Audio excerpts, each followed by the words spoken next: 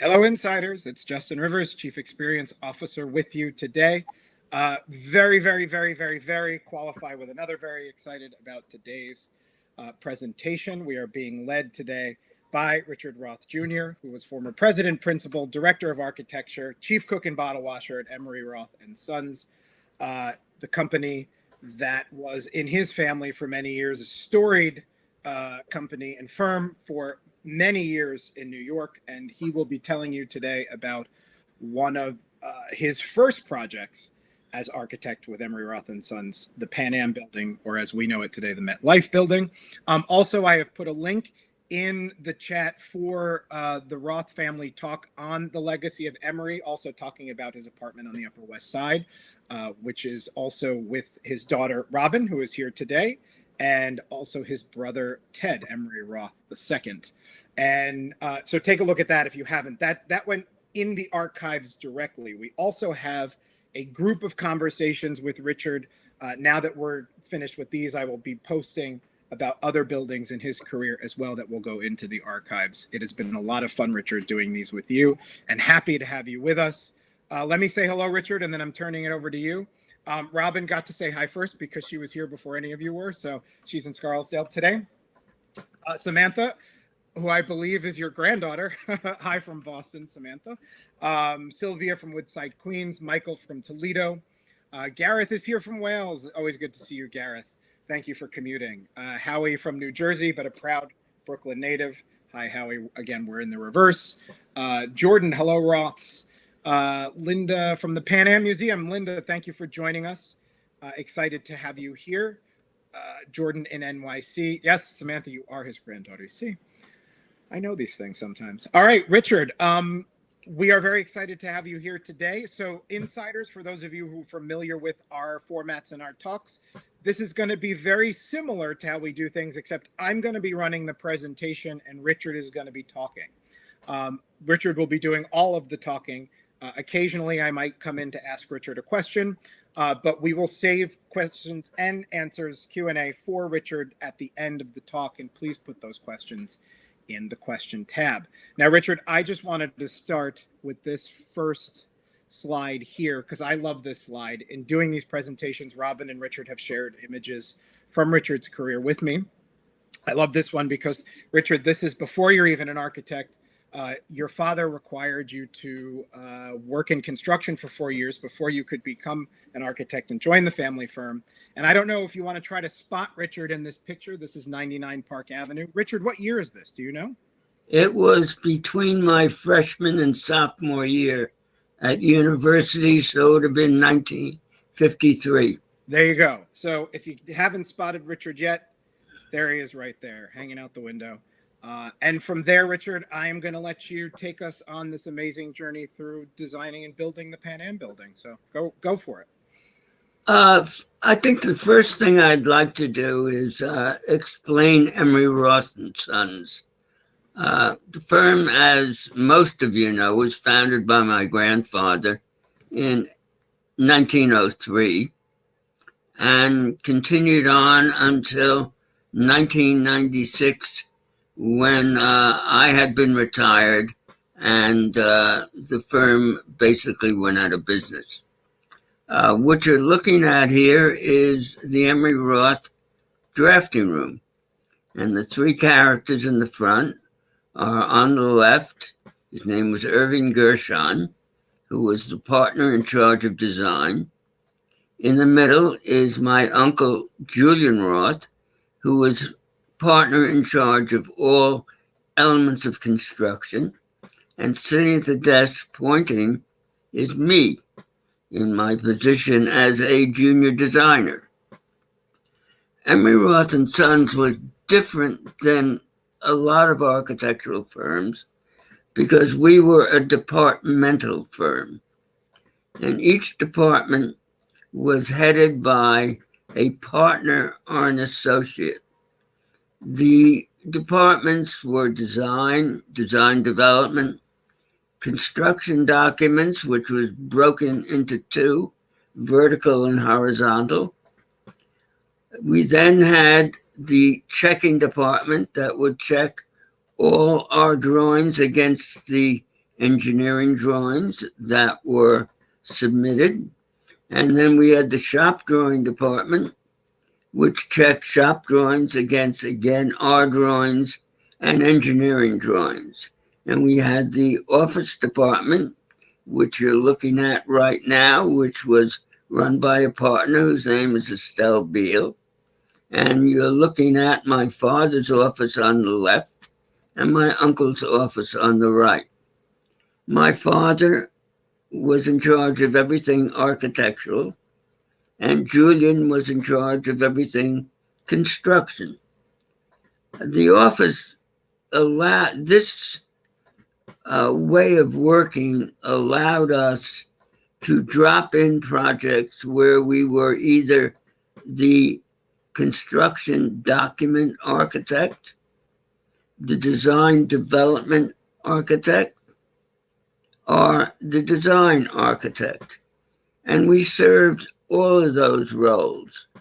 We are probably most famous for doing the working drawings for both the City Core building and the original World Trade Center. And again, a picture of the drafting room.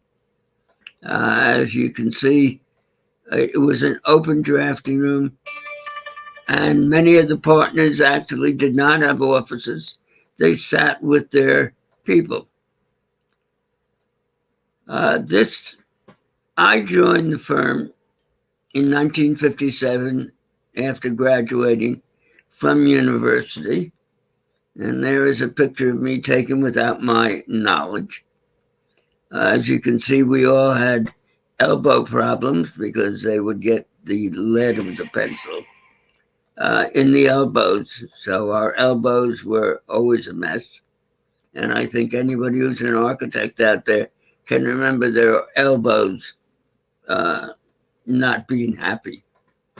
The first project that was thrown at me was the Grand Central City, or as known as Project X. The client was Erwin Wolfson, who you're looking at now, who happened to have been my father's closest friend and my godfather.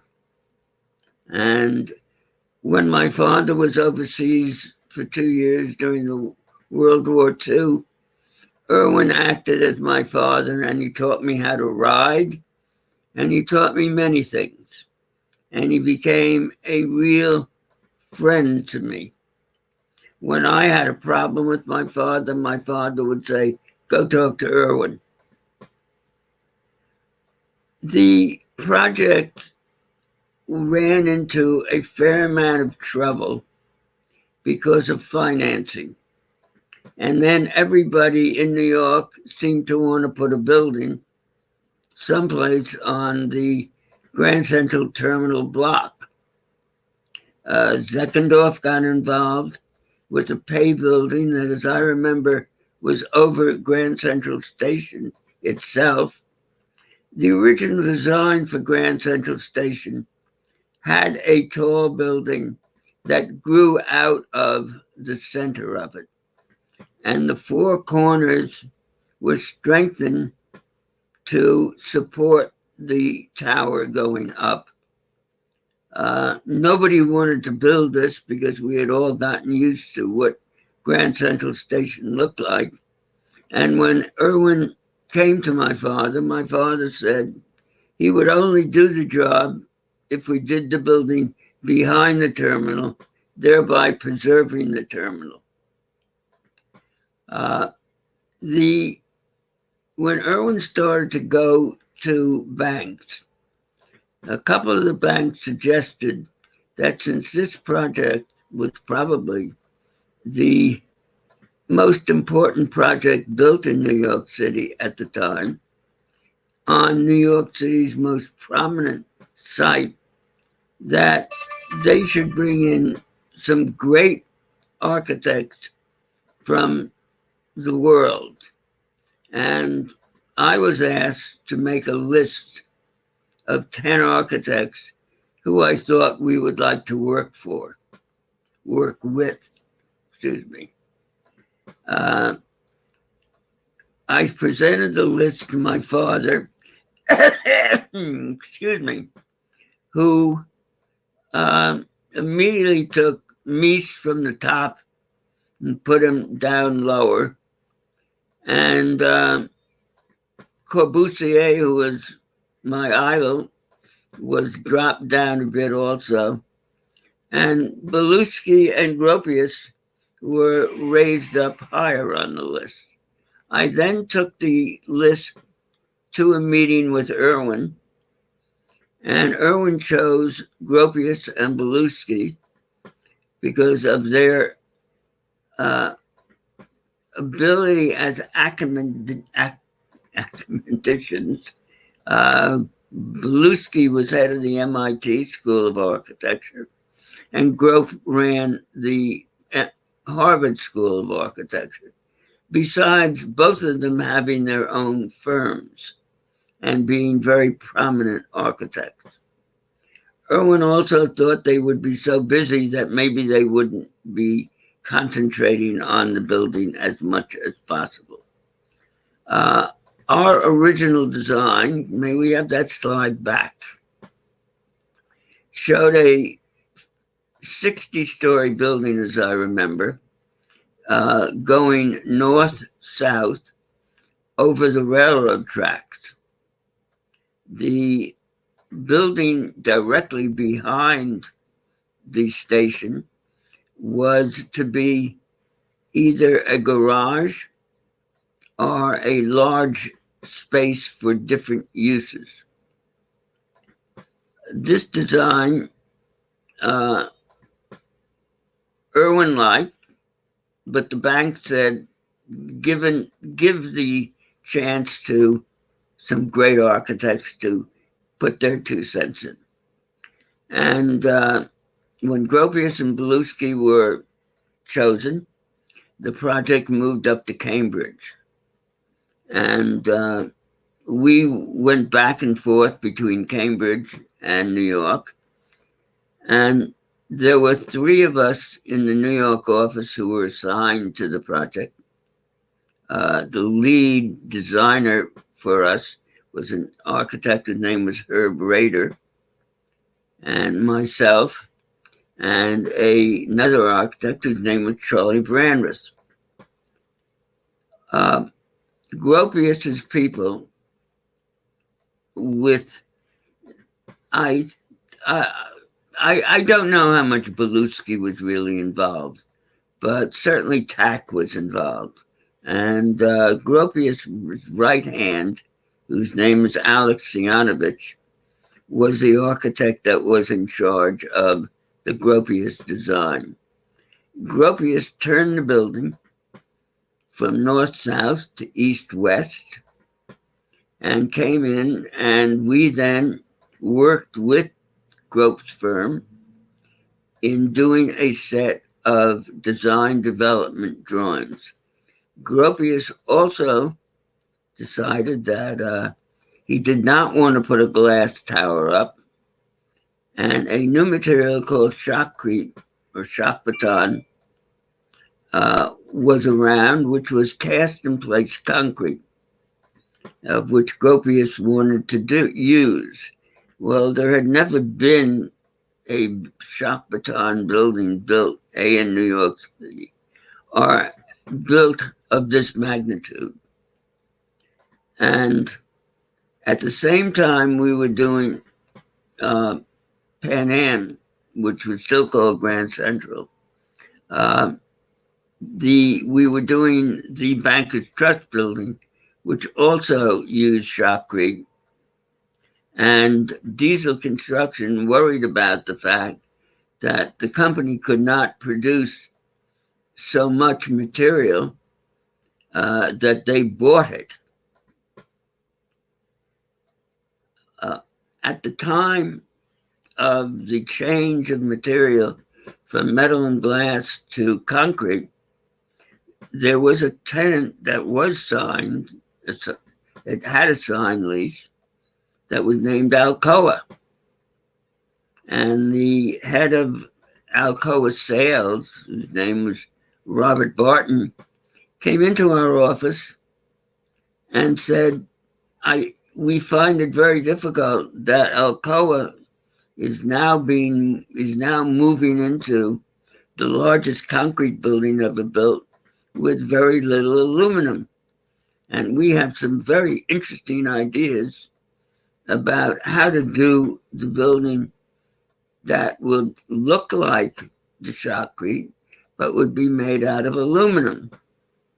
And we all wondered how. And what they had done was they had made a mold of the design of the shotcrete panels, which were 2 stories high.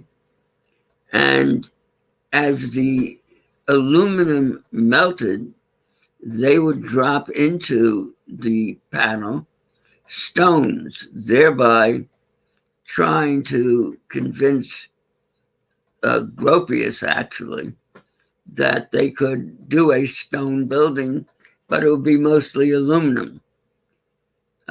When Barton came back and told the story to us, we really had a great deal of laughter. And as they found when they were dropping the stones into the cooling aluminum, it was like being on a battlefield, and the stones were flying all over the room, and everybody had to duck.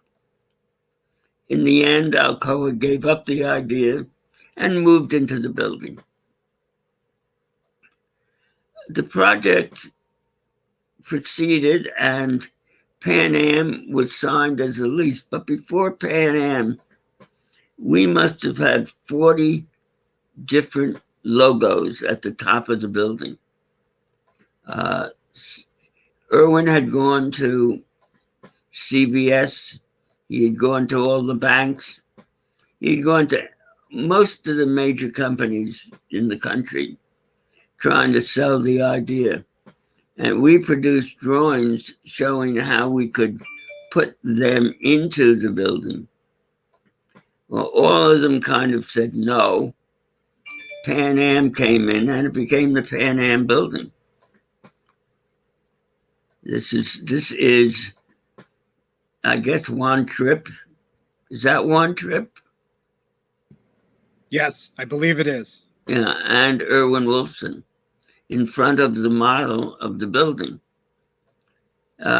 Tripp from the very beginning, Pan Am from the very beginning, thought about a heliport at the top of the building.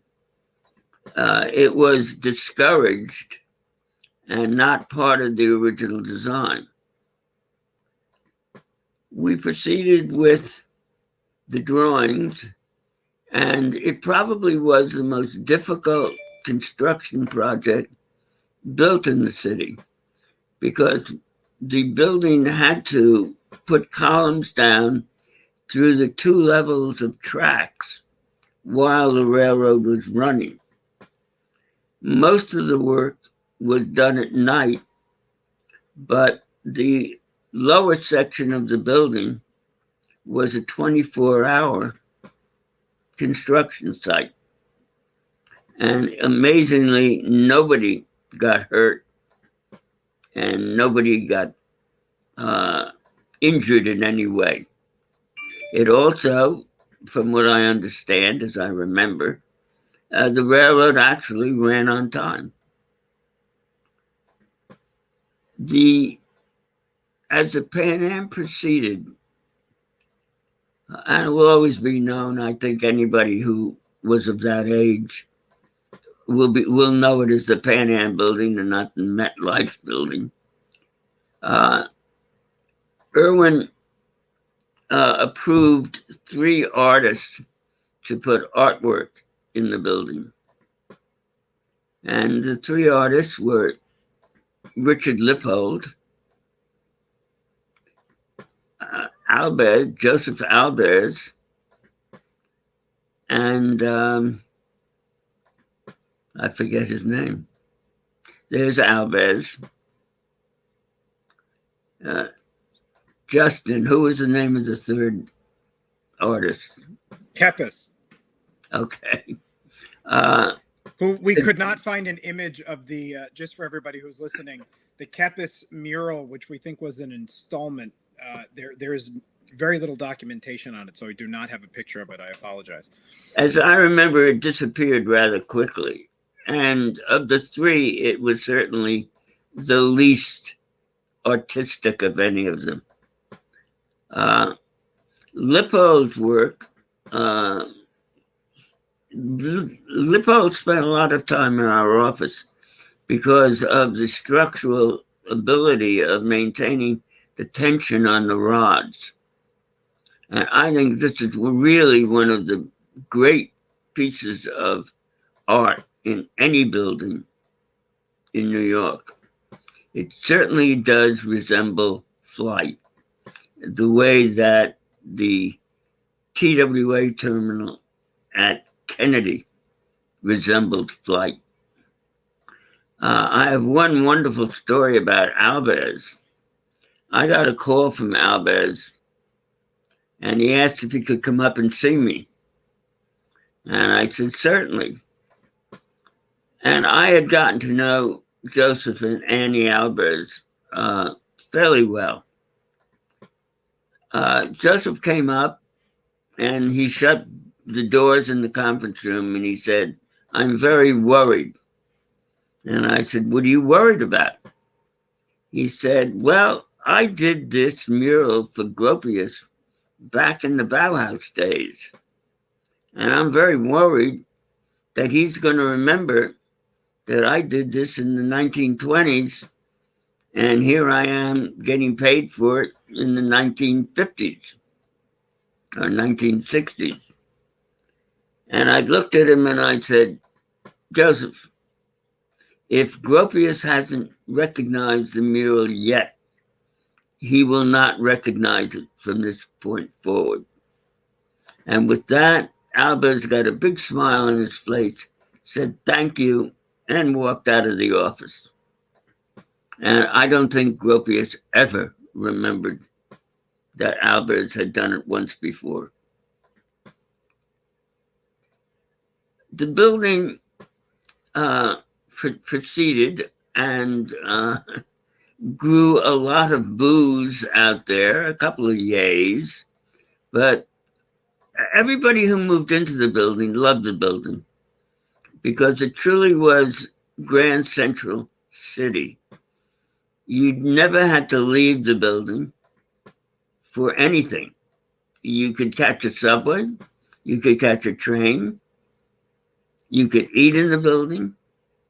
There was a club at the top of the building that you could join, a very good eating club. And everybody who worked there admired it and loved it. I remember a number of stories between Gropius and myself that occurred during and after the construction. One of them was I was walking on 45th Street and I saw Gropius sitting on a plinth of granite and he looked very unhappy. And I sat down next to him and I said, Grope, what's wrong? And he said, the granite is terrible. I chose a different granite and they put up this stuff that looks like it belongs in a bathroom. And he was never, ever happy with the materials, a lot of the materials that were chosen for, that were put in the lobby that were not of his choice. All the materials obviously were specified in our specifications. So whatever was bought by Diesel Construction outside of our specification was done with the knowledge of Irwin Wilson. The other great story is we had a project doing the state office building in Boston, Massachusetts, being done for the Thruway Authority. And I had to deliver a rendering up there and explained to the head of it all about the project. And I had called Gropius, and Gropius had invited me for lunch where I'd eaten a number of times with him at a restaurant across the street from TAC, his office. And I had been dying to ask Gropius a question. And the question was, why did you pick a hard material as opposed to a reflective material? Because all the buildings that surround Pan Am are hard materials. And this is just one more hard material in the middle. And Gropius looked at me and said, because I liked it. Now, I was a young architect looking for an answer, and that was not the answer I had expected. So he did it because he liked it. And it's bothered me ever since. But Gropius was a wonderful man. Gropius used to come into the office and sit at a drafting board and draw.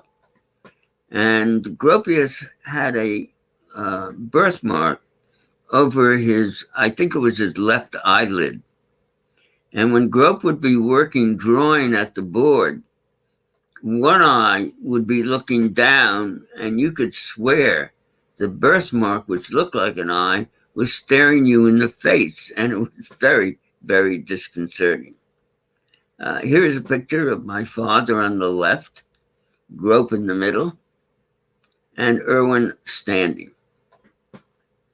And I guess my father, who liked to wear bow ties, decided that let Gropius be the bow tie wearer. I just noticed that.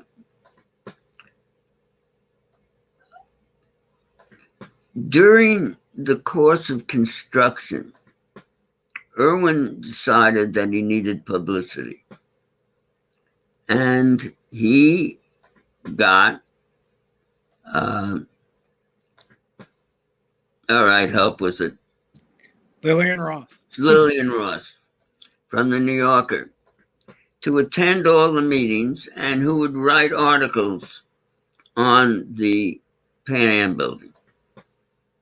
And I don't know whether Irwin had read any of Lillian Roth's work, but she certainly wasn't about to be very nice for being nice. And Lillian would sit in the back of the room taking notes and never saying a word. And the articles came out actually, I think, after Irwin had died. And Irwin had died before the building had been finished. And were in the New Yorker. And here is one of them, which is unreadable, but it's by Lillian Roth. I forget how many articles there were, but there were quite a few. And if one... There were quite a few. This one is actually about Lippold's art. All right. In the lobby, and it was before it was even the construction was finished. So that's what this one is. Yeah, one of the problems I had with the press was when they criticized Lippold's art, they criticized the architect for making the space too small. Lippold never thought the space was too small, and I said the space was there, and it was up to Lippold to fill it the way he wanted to fill it. So I think sometimes the critics get things wrong, and I certainly got that wrong. The space came first, and it was impossible to make it any bigger. In 1967, was it? I think 67. The heliport was running flights between Pan Am and JFK and Pan Am and Teterboro. And everybody seemed to enjoy it. And here they are boarding it until there were two stories that happened. Wikipedia has a story that the landing gear collapsed while the rotors were still running. And when the landing gear collapsed, the helicopter went over the side and landed in the street, killing 5 people.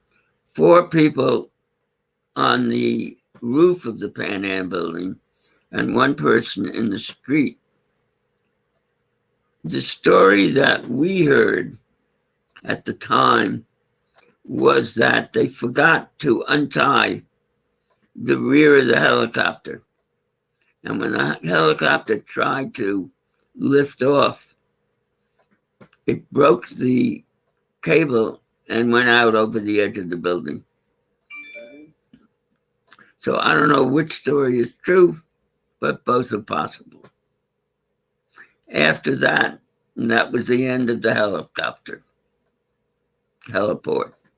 There was also a Pan Am Clipper Club at the top of the building.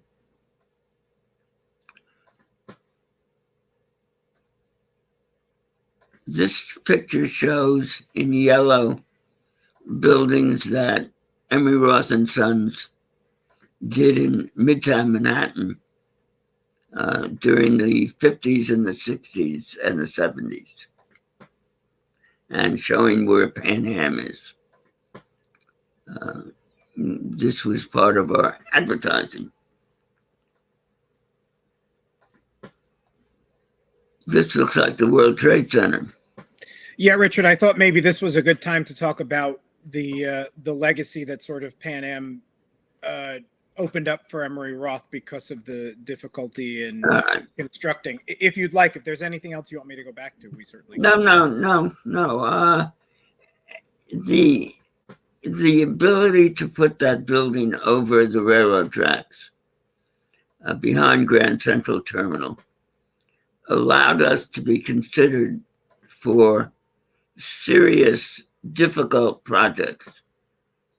And the first project that came in was the World Trade Center, where the Port Authority interviewed probably 50 or 60 architects, and then came to us and said, we've chosen Minoru Yamasaki as the design architect, and we would like you to do the working drawings, the construction documents.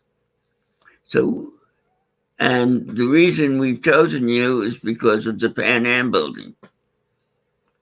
The other building that we did, this is a picture of 7 World Trade, which we did all by ourselves. It's a picture of me on the left, Larry Silverstein in the middle, and our mayor on the right at the groundbreaking of 7 World Trade Center. And the other building was a Citicorp building, which Hugh Stubbins was chosen as the design architect, and we were chosen as the construction document architect. And it too was a very difficult project, being built over a subway station, number 1, and having to keep the church going on its north side while the construction was on. One of the interesting things about Citicorp was originally the angled top was turned to the north, and somebody suggested it would make a great solar collector, and it would turn to the other direction, so it would pick up the sun. MIT did a study of the expense of turning it into a solar collector. And as I remember, there was something like an 80-year payoff to collect solar just for the hot water in the building.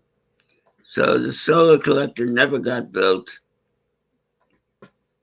And that space up there was used for a tune mast damper, which would move as the wind blew the tower, thereby keeping the tower vertical and without the chance of it falling into the street. I would like to end with one Gropius story.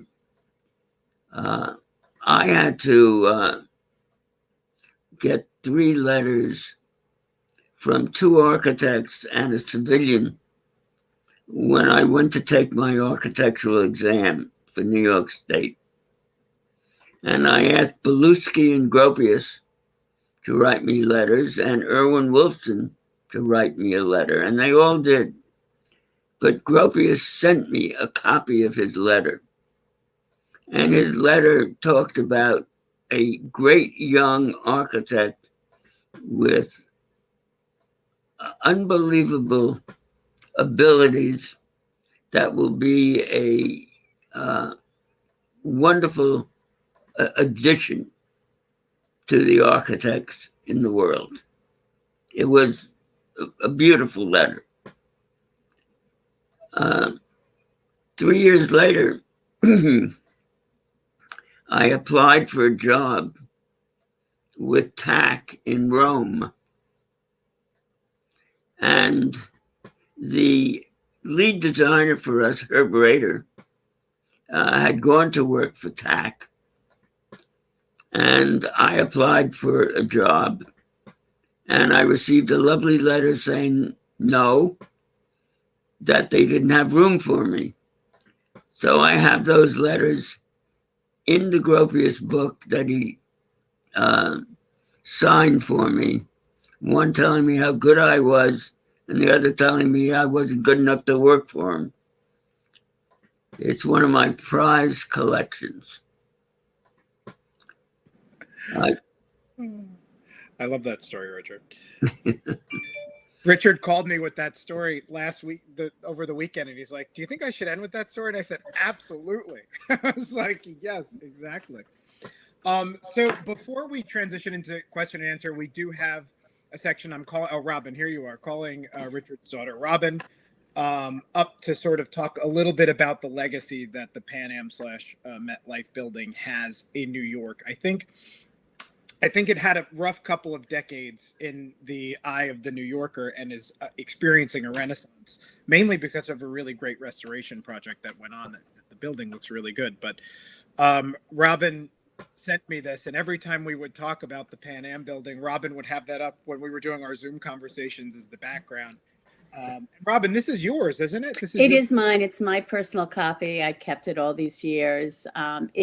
Pan Am building, still to this date, the building that New Yorkers love to hate, but God forbid somebody says the MetLife building. No, it's the Pan Am building. It will always be the Pan Am building.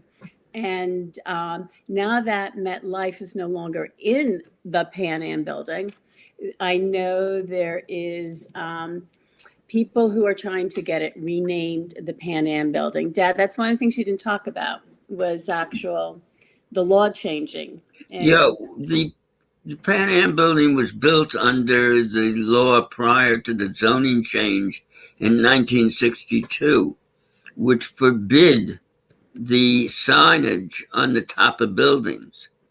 There weren't that many in the city, but there were enough. There was the RCA building, there was the Essex House, there were a number of them. But because the building was built under the old code, we were able to put the Pan Am sign on the building and the logo. And then it's always interesting because anytime, whether it's a Facebook discussion or I meet somebody who worked in the Pan Am building, their father worked in the Pan Am building, they always love the interior design of the Pan Am building. They said it's just a great building, lots of elevators, the fact that it was a city unto itself, not unlike the World Trade Center. They loved the floor plate. And never have I heard anything critical other than when the lobby was redone horribly. Everything has such... Do you want to positive talk a things to little bit say. about this? Because Richard, you actually, when we were talking last week, had brought up a Goldberger article or a review on the renovation when they had done the lobby. I guess it was what, the early 80s, the mid 80s? It was about the mid 80s. Yeah, and it was really not well received at all. And I think, Robin or Richard, do you think that that actually made people appreciate the original Pan Am building more, in sort of like this idea that we had a call to actually bring it back recently to its original splendor? Possibly. I know when I've walked through and I sit there taking pictures with the mural reappearing and flight, that the people who, like the security guards, will come up and start talking to me. And they love all the renovations that they, that it was brought back to the original form, where, again, like I took this picture, so many buildings, unfortunately, today are being stripped of the original lobbies, which is a shame. So it's so nice. This one is returning back to a lot of the original aspects. I mean, the lobby at Pan Am was really a passageway, a huge passageway that took people from the north, brought them through the building into the Grand Central where they entered the subway or the trains.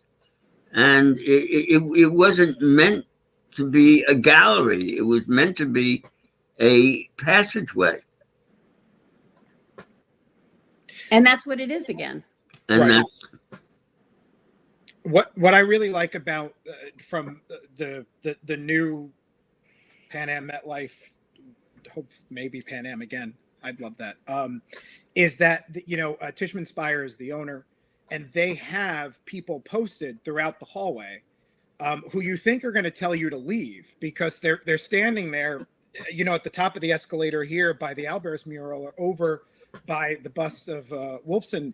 And they say, can I help you? And I'm like, no, I'm just here to take a picture of the art. And they're like, oh, welcome. They actually, they're welcoming that again, which I think is great, because I do think they've done a really beautiful job in bringing it back to what it was intended to be, which is they're this. they're very proud of it. And then when I say, like, I'm the granddaughter and daughter of, the architects, are like, oh my gosh. And I'll pull out some of the old photos on my phone, and they're fascinated, absolutely fascinated. This whole thing started because I don't know. I always get texts from Robin really early in the morning usually, and I woke up and you sent me a picture. This was a couple of years ago, or like a year ago, when they reinstalled the Albers mural, and I was like, "Wait, why don't we have a story on this?" And you said, "I don't know." And I was like, I think I included that picture in this presentation, and that's what tipped off the whole thing for me in getting reacquainted. Yeah, it's this one. I remember you sent me this. Yeah, because I walked through and I was like, oh my gosh, like, where did this come from? Where has it been? Because the original, so this is not the original. The original was destroyed, but they kept copious notes as far as the color, which you could talk about also. Yeah, it was amazing when Alves picked the colors. I had never realized there were that many blacks and that many reds and that many whites. And our conference room was covered with pieces of formica of these three different colors.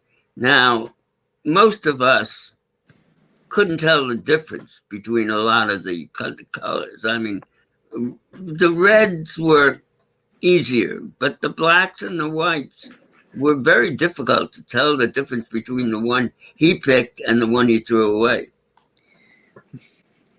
We also had a collection of Albers squares in the office for a couple of years. And I always had the hopes that he would leave them there, but one day he came in and he took them out. And they were beautiful. They were in the green variety, green and blue variety. They were just lovely. And I know, Robin, this is also a picture of the Wolfson bust. Your godfather. That was done by an artist whose name was Burks.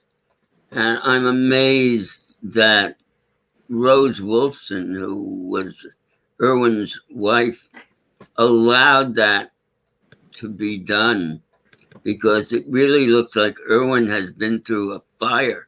It's just terrible. And Or the Star Wars when, Yeah. you're frozen. Yeah, right, frozen in Corbomite, like Han Yes.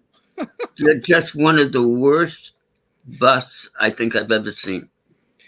Tell us what you think, Richard. No, I'm kidding. Can we talk about this? Is one of my favorite things ever.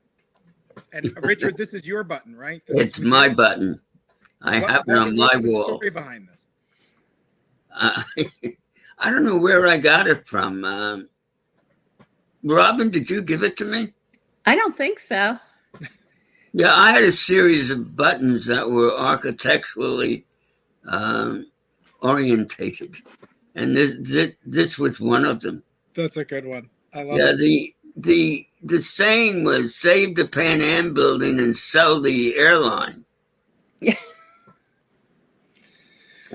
Well, and that leads me to the point to bring it all home is that, now, and again, personal opinion for me, but the Pan Am building is, I believe, it's a really interesting building because I had mentioned to you one of George Fry, one of our photographic interns, was sent out as we were doing editorial to promote this. And, I never really thought of the Pan Am building from this angle. And he got that picture from this angle, and it's one of those buildings that whether or not it is fully appreciated for what it is, it's a part of New York. It's hardwired into New York because of its location, like you said, right behind Grand Central Terminal, really built it, continuing that idea of Terminal City that was started when they built the terminal. But, Pan Am building, MetLife building, whatever you're going to call it, it's so much a part of the New York vernacular. It might not be as played as the Chrysler building or Empire State Building, but it still gets to have, a couple of cameos in some movies. And like I said to you, Richard, strong enough to withstand a giant radioactive lizard going right through it in Gaza. In 1983, I was invited to Singapore to discuss the putting of buildings over major transit hubs. And obviously, Pan Am is a serious building over a very major transit hub. And Singapore was building a subway, and they were talking about doing exactly that. We then had a project in Manila where we were putting buildings over transit hubs as they built the subway in Manila. So Pan Am led to a lot of work, I will say that. May have gotten a lot of boos, but it certainly led to us doing an awful lot of architecture. Well, you know what? I think it's iconic. However you feel about it, it's reached icon stature. And also, we thank you for not putting it on top of Grand Central Terminal. That was huge because a lot of people did want to wipe the terminal right off the face, or put something right on top of it. And I think this was definitely a happy medium. The building that was there was just that 6-story office building that they built as part of Terminal City, but we still get to enjoy Grand Central for what it is. And then let me tell one other story. Yeah, please do. After Irwin got the Pan Am building going, and he got it going with English money from a developer's name was Jack Cotton, Irwin came to my father with a project in Johannesburg. And my father said no, he would not do it, that he would not work in a country that had apartheid. And he took the same attitude as putting the building on top of Grand Central Station. So I respected my father in the projects that he would take and that he wouldn't take. And I remember Irwin actually stopped talking to my father. Skidmore did the project in Johannesburg, and Irwin didn't live to see it completed, but just a side story of Pan Am. Oh, there you go. Well, Richard and Robin, thank you very much. I'm gonna switch over to Q&A. So are you guys good? So let's see. There are Yep. a couple of questions that came in. I'm going to start from top and go to the bottom. I have not, for insiders, I apologize. I have not been watching the chat because I've been running the presentation for Richard. So we'll go to that in a minute as well. But Pete Tannen asks, were you involved with the City Core Center 1978 retrofit and repairs? Yes, and I remember the day that the engineer came into our office. It was a Monday, and he said one of my students had done a study of the air hitting the building, and he found that if the air hit the building, the winds hit the building from the corners, there would be a chance that it would fall over. And the building was well under construction at this point. And it was, how do you tell a client that he's building a building that has a chance of falling over?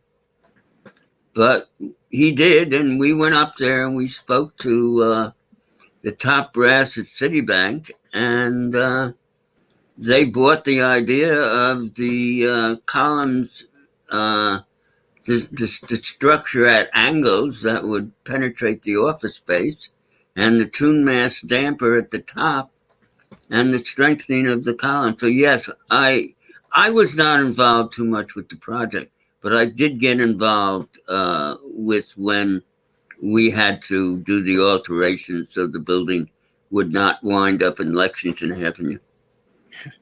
And also, Pete, just so you know, Richard and I and Robin did a recorded discussion on the City Court Tower, which will go into the archives probably in a couple weeks when I'm away, and we need some content. So that's a really great conversation as well. So you can look out for that. There will be more info there. Robert Morbo Morbeck. Hello, Robert, or Morbo as I affectionately call him. Did you have any knowledge at the time of the Port Authority's worries about the Trade Center tower swaying too much in the wind? Just read they retro-ed in a bunch of shock absorbers.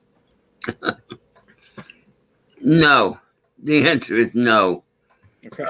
The towers did go 7 feet at the top in a very strong wind.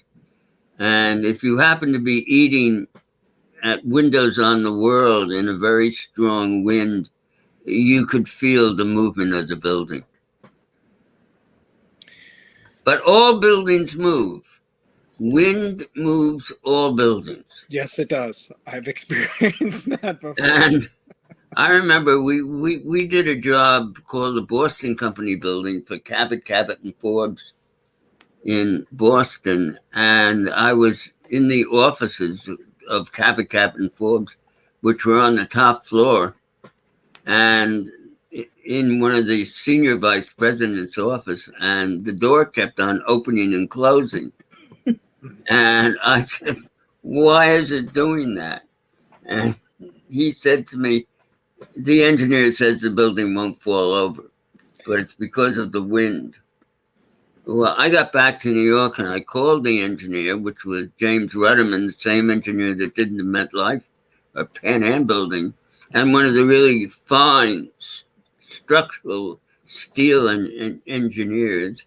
And they insisted that the building was meant to move a little bit and would not fall over. But well, my husband worked on the 92nd floor at the World Trade Center, and he definitely could feel the sway. I don't know how you get used to that, but oof. Well, Jordan has a good question. This was actually the first question that came in. How, I believe it's, did Project X's timing coincide with the plans to demolish Penn Station? Did that influence the plan not to alter the Grand Central Terminal structure? Jordan, I don't think so. My father was determined not to do anything to the building. I don't think, I mean, I marched in front of the station, in front of Penn Station. Terminal, not station. Terminal. I need a lesson from Justin. Wait, Richard, wait, back up a minute. You were part of the Action Group for Better Architecture, Morris? Yeah. Oh, And Did Peter you think that Sampson, it who would I make it- think is on the list. yeah. Peter, in fact, there's a picture of Peter. There is a picture Archie. of Peter. Yeah. Yeah. Very famous picture. Did he make it to the top? I know he was having trouble logging in. I hope he made it, but if Yeah. not, he'll get the recording. But I didn't realize you were in that march.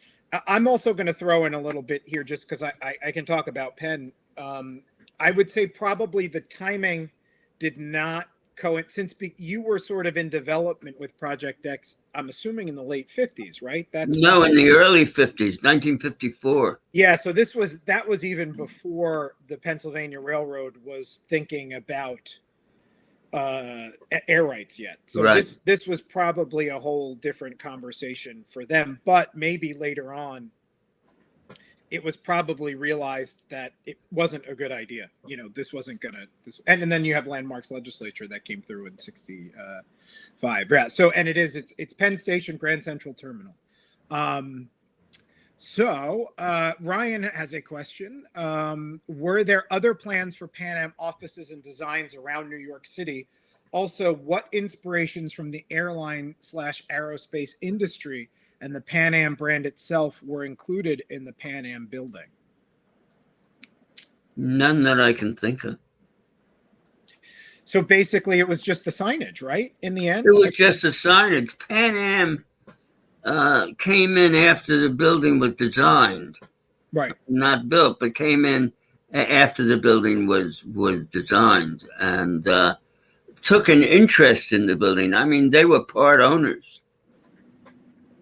Then they became total owners. And also, Ryan, I'm not sure because I haven't been to the public chat, but there is a rep. She introduced herself from the Pan Am Museum. And please put information on the Pan Am Museum in the chat for everybody. We would like to do a program with the Pan Am Museum as well for insiders. I think it's Deborah, right? Deborah, please. Yes, Deborah. Deborah and Linda are on. Both, yes, Deborah and Linda. We had a great chat with them a couple of months ago. And we would still like to do an insider tour of the museum, but please, Deborah, put information about the museum in the chat. There it is. I see it. Great. And Ryan, that can sort of help also to understand Pan Am better. It's a great museum, and we're excited to partner with them. Linda, did Pan Am One Trip influence or have any input on the design of the building or with its name at the top of the building? So I think we answered the first half of the question, which is no for the design, but the name on the top, did he have anything to do with that? I think that was part of the lease negotiation. Yeah.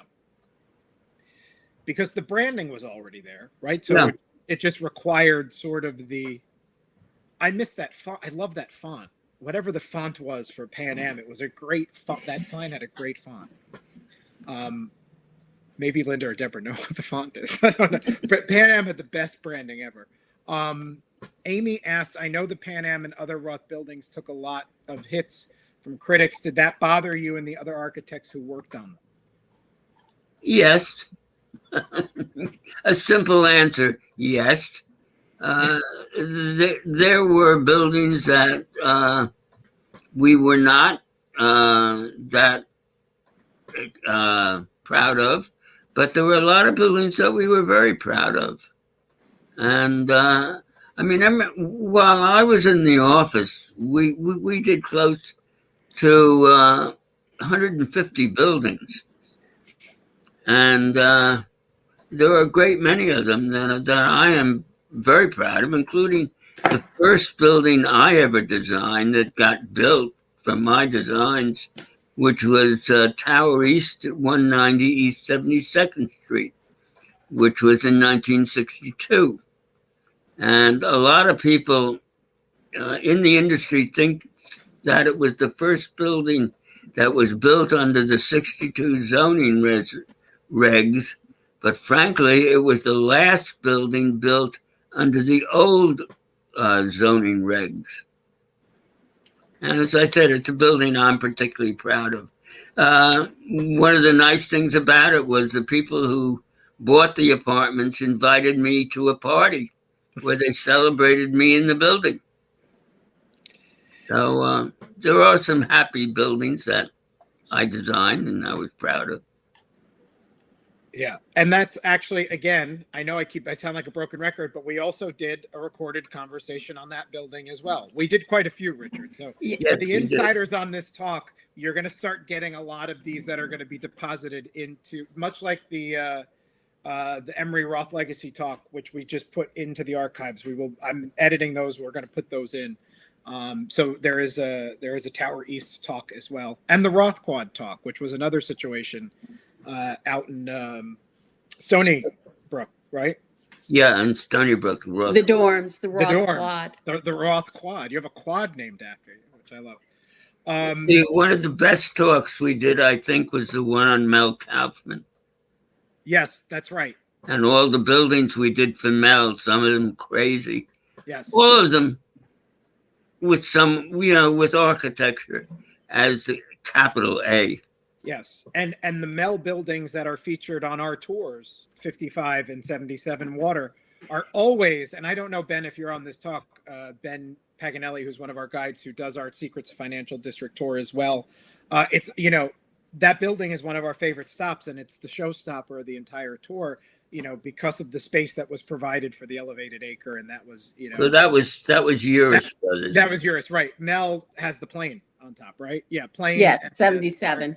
And the candy store. Yep. And as the The with cattle on the top. Yes. And the former fish ponds. Right, which is now just a fish sculpture, which I actually think is pretty cool too. Last question, which we will take, and then we will call it a day. But Richard, this has been an amazing presentation.